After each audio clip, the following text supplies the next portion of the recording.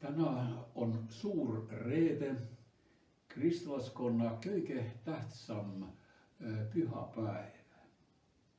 Selle reede teemaks on Jumala tal. Ja me alustamme suure reede teenistust ja laulamme psalmi 22, mis räägib otse sellest, mida Jeesus Golgata mäel sai kogeda.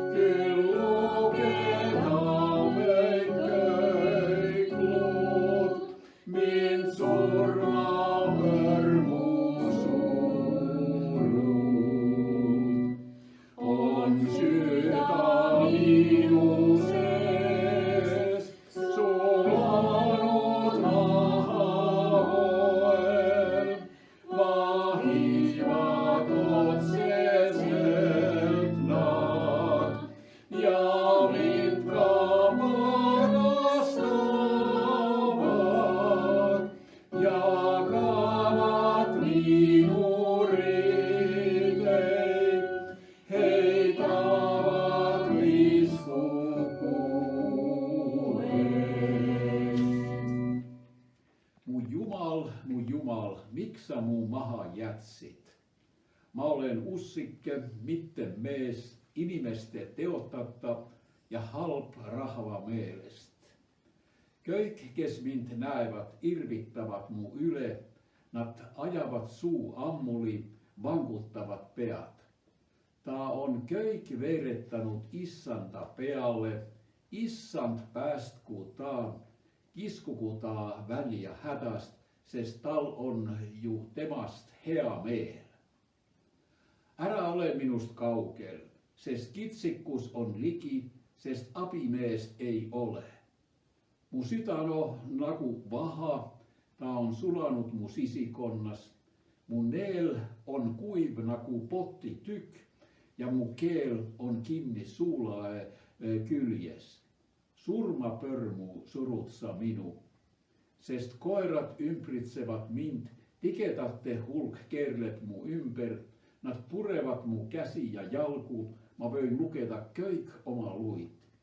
Nemad aga vahivat mulle otsa ja parastavat mind, nad jagavat mu röivaid eneste vahel ja heidavat liiskuu mu kuue pärast. Aga sina, Issand, ära ole kaugel, mu väki, tööta mulle appi. Ja me palvetamme.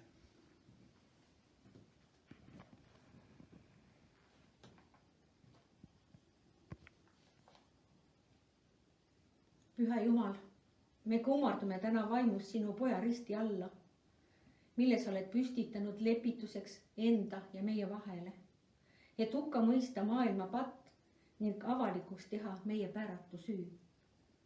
Aita meid seda ära tunda ning anna meile julgust usaldada end sinu seletamatu armu hoolde, kes sa neile, kes kahetsuses sinu risti alla kummarduvad, andeks annad Jeesuse Kristuse, sinu poja, meie issanda läbi. Aamen. Ja nüüd kuulame selle pühapäeva piibliteksti, evangeeliumi teksti. Lugemine Püha Markuse evangeeliumi 15. peatükist. Jeesus sureb ristil. Kui keskpäev kätte jõudis, tuli pimedus üle kogu maa kuni kella 3 pärast lõunat. Ja kella 3 ajal kisendas Jeesus valju häälega. Elohi, Elohi, lema sabatani. See on tõlgitult, mu Jumal, miks sa mu maha jätsid? Ja mõned juuresolijad sõnasid seda kuuldes. Ennäe, ta hüüab Eeliat appi. Aga keegi jooksis, kastis käsna äädikasse ja pistnud selle pilliroo otsa, pakkus talle juua üteldes. Noh, olgu, eks me näe, kas Eelia tuleb teda maha võtma. Aga Jeesus kisendas valju häälega ja heitis hinge. Ja templi vahevaip kärises ülalt alla 2. Aga Jeesuse vastas seisev 100 ülem, nähes teda nõnda hinge heitvat, ütles, see inimene oli tõesti Jumala poeg. Aga seal oli ka naisi toimuvat eemalt vaatamas. Nende seas Maarja Magdalena ja Maarja, Jaakobus noorema ja Joosese ema ning Salome, kes oli talle järgnenud ja teda teeninud, kui ta oli Galileas, ja palju teisi naisi, kes olid koos temaga tulnud üles Jeruusalemma. See on Jumala sõna. Tänast päeva suurt reedet, Kristuse surmapäeva veetavad maailma 2,5 miljardit kristlast leinas, meenutades kõike seda, mis 2000 aastat tagasi Jeruusalemmas ja Golgata mäel juhtus. Ometi ei ole see päev lohutamatusega märgitud, sest Jeesus tõi meile oma surma kaudu igavese lepituse ja võidu surma üle. Oma surma kaudu võitis ta surma võimsuse ja seepärast on suur reede kristlaskonna kõige tähtsam päev. Ja selle päeva teemaks on Jumala talv. Ja asume siis üheskoos uurima, mis suurel reedel Jeruusalemmas ja Golgata mäel juhtus. Juutide kultuuris algas suur reede meie neljapäeva õhtul kell 18, kui päike loojus ja jätkus reede kell 18 päeva loojudes, siis sellal, kui Jeesus juba maetud oli. Juutide ööpäev oli kell 18 järgmise päeva kell 18. Ja sellepärast juutide kultuuris juhtus kõik oluline Jeesuse kannatusest ja surmast tema matmiseni ühe ainuke ööpäeva jooksul. Samuti ka Jeesuse ja jüngrite paasasöömaaeg ja Getsemani aia võitlus, mida me teisiti neljapäeva õhtul veetame. Sest siin meie kultuuris on ööpäev kell 0 kell 24. Jeesuse ja jüngrite vaikne nädal algas palmipuude pühal, kui Jeesus sõitis eesli seljas Jeruusalemma. Nädala alguse päevad Jeesus õpetas ja pidas vestlusi templi territooriumil, nagu ta ise ütles. Ma olen iga päev istunud pühakojas õpetamas. Ta rääkis vördumeid juutide suhtumisest temasse, Jeruusalemma karistamisest, lõpuaegadest ja viimasest kohtupäevast. Ja Matteus kirjutab, siis kogunesid ülempreestrid ja rahva vanemad ülempreestrid paleesse ja nad pidasid koos nõu, et Jeesus kavalusega kinni võtta ja tappa. Ent nad ütlesid, mitte liiga vara, et ei tekiks rahutust rahva hulgas, sest rahvas oli Jeesuse poolt. Ka Jeesuse õpilane Juudas Iskariot osales selles vandenõus. Ja just suurel reedel hakkasid nad oma plaani ellu viima. Juutide suur reede algas siis õhtul meie neljapäeval kell 18 päikese loojudes. Kõik pered olid selleks valmistanud õhtusöögi, paasa söömaaja peremees oli tapnud paasa talle ja söögi jaoks selle valmistanud. Paasa söömaajalle oli kutsutud kõik pereliikmed ja sulased, minimaalselt 10 inimest. See kestis võib olla 4 tundi. Jeesus palus jüngritel valmistada neile paasa söömaaja Jeruusalemma linnas asuva tuttava juures. Jeesus ja tema jüngrid kogunesid ülemises toas, nii on kirjutatud, õhtusöögile ja istusid lauda kohe pärast kell 6, kui õhtu algas. Selle õhtusöögi ajal seadis Jeesus armulaua ja paasa söömaaeg lõppes kiituslauluga psalmidest 113 kuni psalmini 118. Jeesus ja jüngrid laulusid seda koos. Seega Jeesuski oskas laulda. Selles kiituslaulus on sõnad. Surmavõrgud ümbritsesid mind, surmavalla ängistused tabasid mind, ma sattusin ahastusse ja muresse. Oh, issand, päästa mu hing, issand on minuga, ei ma karda. Mis võib inimene mulle teha? Kivi, mille hoone ehitajad ära põlgasid, on saanud nurgakiviks. Need sõnad rääkisid Jeesuse olukorrast sel hetkel ja need sõnad huudel läks Jeesus koos jüngritega Õlimäele Getsemani oliivipuu aeda, mis linna lähel 1,5 kilomeetri kaugusel müürist ida pool asus. Getsemani aias algas Jeesuse palvepöidlus Isa ees, mis üle tunni kestis. See võitlus oli raske kannatus tema hinges.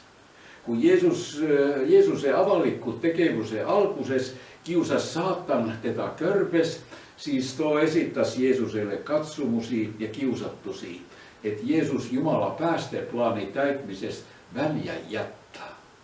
Getsemani aia kiusatused näivad olevat saatana viimased kiusatused, et Jeesus langeks ja Jumala päästeplaani asemel lihtsama tee valiks, põgenemise ja Golgata ristile mitte minemise.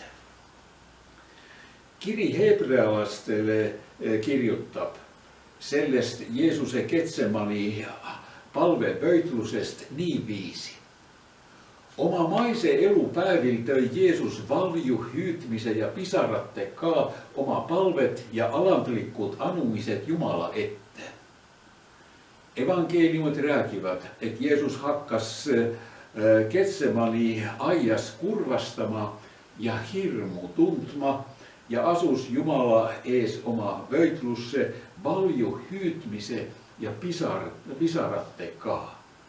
Minu hing on äärmiselt kurb surmani.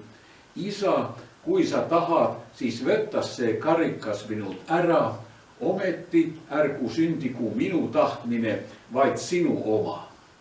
Ja raskesti heiteltes palvettas ta veelgi pinevammalt ning tema higi oli nagu verepiiskad, mis maa peale langesid. Aga mis oli see karikas, mis piltlikult oli Jeesuse käes Getsemani aia palve ajal? See oli ees oleva kannatuse, karistuse karikas, kuhu oli pressitud kibedaks veiniks kogu inimkonna pat, mille Jeesus pidi ära jooma asenduskaristuseks kogu maailma eest. Ta palvetas inimlikku hirmu tundes. Isa, kui sa tahad, võtta see kannatuse karikas minult ära. Keegi tõdes, et see oli ainuke Jeesuse palve, mida isa ei kuulnud, aga see palve ka räägib meile, et ka meil on õigus paluda Jumala ees asju, mida ta täita ei saa. Selline palve ei ole pat, kui me ainult jätkame samuti, kui Jeesus jätkas. Ometi ärgu syntigu minu tahtmine, vaid sinu oma. Ja nii ta jättis viimase otsuse isa kätte. Seega Jeesus ei kasutanud Getsemani aias oma võimalust karistuse karikas ära visata ja põgeneda. Jeesus alistus Jumala tahtele ja tühjendas Jumala viha karika, kibeda veini põhjani meie ja meie pääste pärast. Getsemani palveheitlus oli Jeesuse kannatusloo sisulises kõrgpunktiks. Pärast seda kõik edasine osutus vaid langetatud otsuse paratamatuks järelmänguks. Aga mida see karika joomine tähendas ja mis sellele järgnes?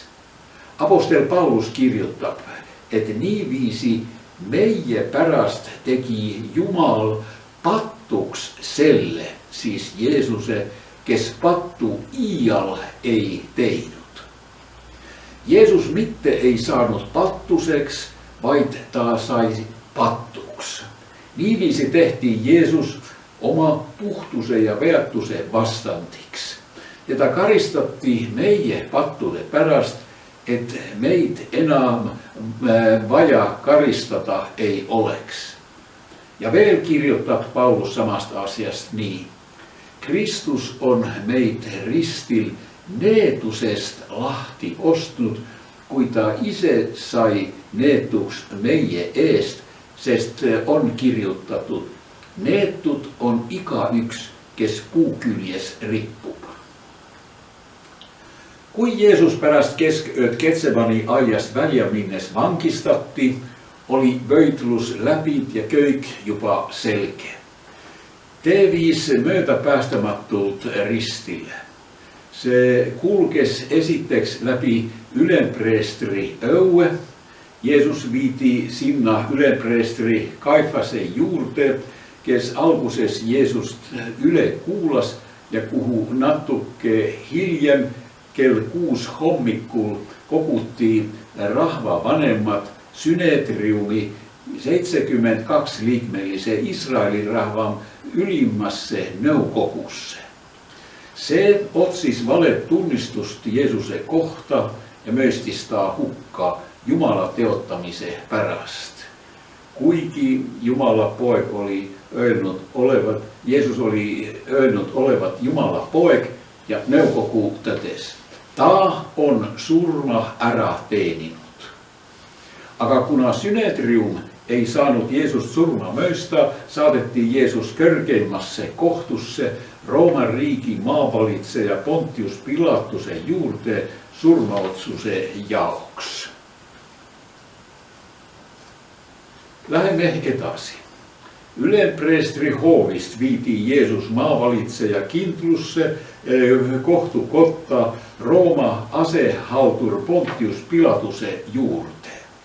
Ta oli äsja tulnud Kaisarea linnast, kus ta töötas ametiasjus Jeruusalemma Ja juutit töit Jeesuse kurja tekijänä Pilaatusen juurte, sest ainut temal oli voim lankettata surmanuhtlus. Pilatus kysis Jeesuse käest, kas sinä olet kuningas? Jeesus vastasi, minä olen kuningas, minä olen kuninkaaksi syntinut ja kuninkaaksi tullut maailma, aga minu kuningriik ei ole sellest maailmasta. Pilatus jatkas, että tal oli kompeks paasapyhän lasta yksi juuttitest syytinmöistettut vapaaksi. Kas te tahatte vapastata Jeesuse, vei Parappase, röövli ja mörtsukkaa. Rahvas valis oma juhtite ässittusel, että vapaaksi pääseks Parappas, aga Jeesus saatettaks Rooma sötyrutse piitsuttattavaksi, kuigi Pilatus ütles juhtitele. Võtke teie ja löökee ise ristille, sest minä ei leia Jeesusel mingit syyt. Ja Matteus kirjoittaa jatkosta. Siis võtsid maavalitseja söturit Jeesuse kaasa kohtuhuoneesse ja ajasid tema kallalle kogu meeskonna. Ja kui nad olid Jeesuse lahti riiettanut, panit talle ymper helepunaisen, nagu kuninkaan mantli, ja asettasid umbrohust punutut pärjä tema pähe ja rookeppi tema paremmasse kätteen. Siis heitsit nad tema ette pölvili ja pilkkasit teda ööldes. Olet tervittatud, juuttite kuningas. Nad sylittasid ta pealle, mönittasid teda ja viisid ta ära, et ristil lüüa. Ja Johannes jatkab. Oma risti kandes läks Jeesus pealuu paikka, nagu seda hüütakse hebrea keeles Golgata. Seal löid nad risti Jeesuse ja veel 2 meest koos temaga. Jeesus oli keskel, siis peasyytlase Parappase ristil. Jeesuse saatus oli sama karm kui oli Rooman riigin vastuu mässannut inimeste saatus.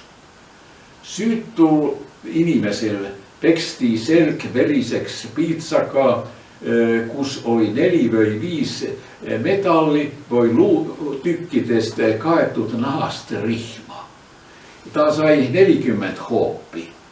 Ristille lööti ta 15 sentimetriste naeltega. Nailat lööti läpi kätte ja jalkate. Ja ristilöömine oli kõige julmem ja vöikkam piinamisen viis, mis hiljem keelatti Rooman riigis. Ja verd joostes rippus Jeesus ristil, ja et häbistamine oleks võimalikult karm, rippus ta alasti ja päikese paistes 6 tundi hommikust kell 9 kell 15. Kell 12 saabus pimedus 3 tunniks üle maa ja kell 15 paiku ütles Jeesus oma viimased sõnad. See on lõpetatud, see on täide saadetud. Siis langes ta pea ja ta heitis hinge. Tema sõbrad said loa võtta surnud Jeesus ristilt maha ja mattata enne kell 18, kui algas juutide sapat, täiesti vaikne aeg, midagi enam ei tehtud. Aga miks pidi Jeesusega süütu ja hea Jumala saadikuga juhtuma see karm saatus? Piibel vastab. See oli Jumala plaan, Jeesus juba sündis, et surra ja oma surma kaudu kõrvaldada saatana ja surma võim pattu langenud inimeste elus. Jeesust karistati, et ei oleks vaja meid karistada. Ja kõik see juhtus meie ja meie pääste pärast, nagu kirjutab apostel Paulus. Jeesus on surnud kõikide eest. Jumal lepitas Kristuses maailma enesega ega arvestanud neile nende üleastumisi. See oli suurel reedel ja ühe ööpäeva jooksul juhtus Jeesuse ja jüngrite elus meeletult palju asju alates Paasa söömaajast ja püha armulava seadmisest kuni Jeesuse matusteni. Seepärast ongi suur reede ristiusu tähtsaim püha. Suurel reedel Jeesus kannatas ja sai võidu saatana ja surma üle ristil, mille peal riputes ta viimasteks sõnadeks ütles: see, siis võit ja lepitus on täide saadetud. Ülestõusmispäeva hommikul ingel ütles: Kristus on surnust üles tõusnud.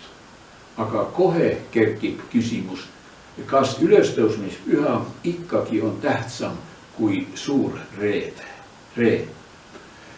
Sellele küsimusel peab vastama kahel viisil. Suur reede ja ülestõusmispüha on üks ainus kaksikpüha. Ei ole teist ilma teiseta, on ainult see lühike 1,5 ööpäeva ajavahe, millal Jeesus magas hauas. Need päevad kuuluvad kokku nagu siiami kaksikud, kellel on ainult üks süda, Jeesuse süda. Pole Jeesuse alandamist ilma tema ülendamist.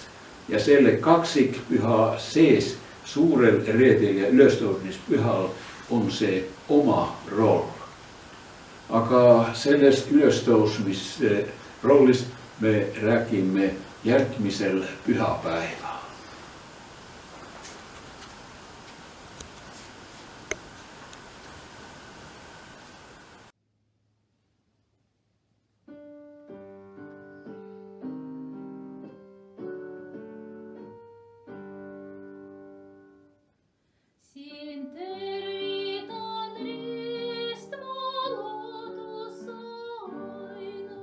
Sest raskeks tegite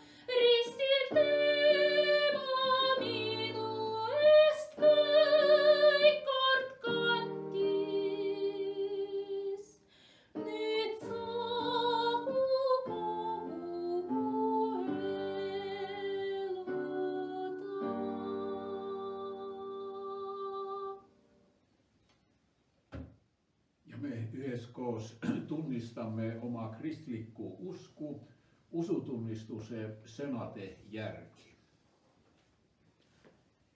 Mina usun Jumalasse, kõigeväelisse Isasse, taeva ja maa loojasse ja Jeesusesse Kristusesse, tema ainsasse Pojasse, meie Issandasse, kes on saadud pühast vaimust, ilmale tulnud neitsi Maarjast, kannatanud Pontius Pilatuse all, risti löödud, surnud ja maha maetud, alla läinud surmavalda, kolmandal päeval üles tõusnud surnuist, üles läinud taeva, istub Jumala oma kõigeväelise Isa paremal käel.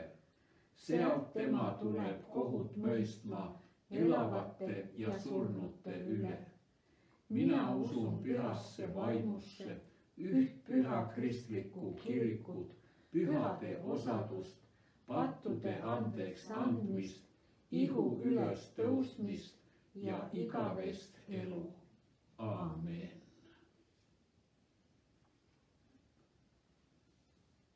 Ja me koos palvetamme meie Isa palve. Meie Isa, kes sa oled taevas, pühitsetud olgu sinu nimi. Sinu riik tulgu, sinu tahtmine sündigu, nagu taevas, nõnda ka maa peal. Meie igapäevast leiba anna meile tänapäev ja anna meile andeks meie võlad, nagu meiegi andeks anname oma võlglastele. Ja ära saada meid kiusatusse, vaid päästa meid ära kurjast, sest sinu päralt on riik ja vägi ja au igavesti. Aamen. Issand, õnnistaku sind ja hoidku sind. Issand, lasku oma pale paistaa sinu peale ja olgu sulle armuline. Issand, tõstku oma pale sinu üle ja andku sulle rahu.